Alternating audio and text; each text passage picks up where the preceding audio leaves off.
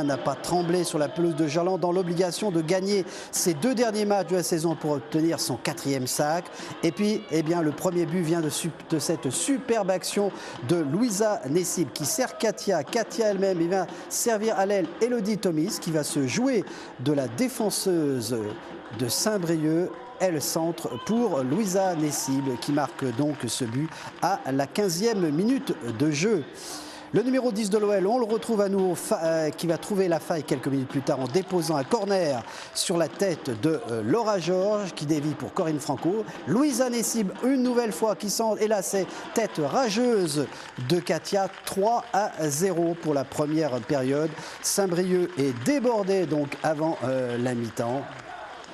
Et puis à la seconde mi-temps, la pluie torrentielle se mêle à la partie.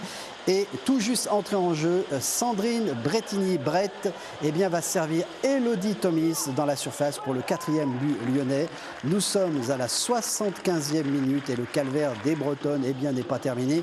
Sortie de sa défense, Wendy Renard vient conclure la partie en marquant le 5e et dernier but rhodanien, 80e minute.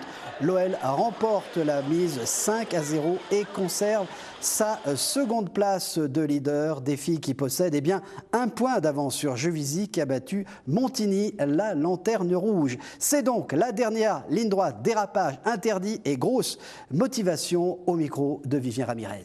On est content de la qualité de la première mi-temps avant que cette pluie ne s'abatte sur le terrain de Gerland.